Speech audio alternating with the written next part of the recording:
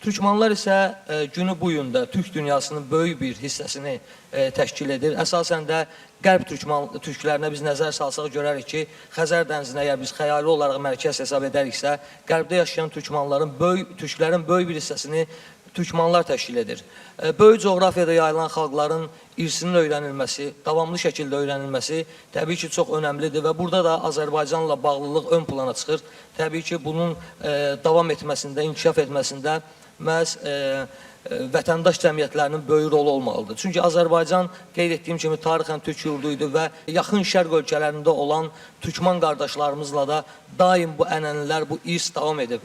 Artıq burada qeyd olundu, biz İraq türkmanlarının adını çəkərkən bir mənalı şəkildə Füzulini xatırlayırıq.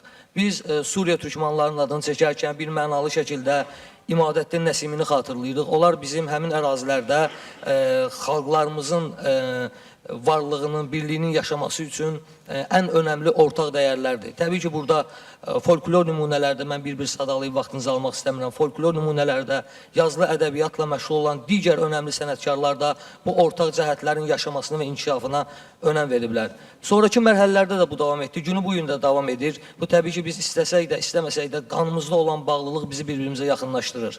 Bugün Livanda, Kavaşrada Azərbaycan fəaliyyət göstərir.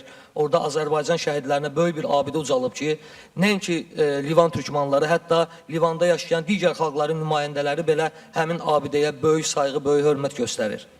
Və təbii ki, biz türkmanlardan danışırıqsa, müasir türkmanlarla Azərbaycan xalqının əlaqələrindən danışırıqsa, mütləq şəkildə əməkdar elm xadimi, professor Qəzənfər Paşayevin adını qeyd etmək lazımdır. Çünki Qəzənfər müəllim Yaşar Qarayevin dediyi kimi deyir, İraq bizim üçün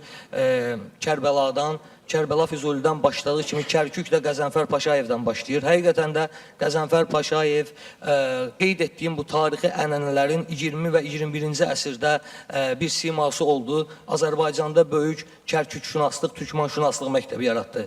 Demək ki, bu ənənələr bir ilahi bir vergidir bizim xalqlarımız arasında. Biz istəsək də, istəməsək də bu bağlar qırılmır, nazilir, müxtəlif dövrlərdə nazilir, amma heç vaxt qırılmır. Tarixən müxtəlif şəxsiyyətlər, müxtəlif belə deyək, toplumlar, müxtəlif cəmiyyətlər çıxır ki, bu bağları, bu ortaq cəhətləri, bu etnik köklərin eyni olduğunu bir daha bizə xatırladır. Diqqətiniz üçün təşəkkür edirəm, çox sağ olun.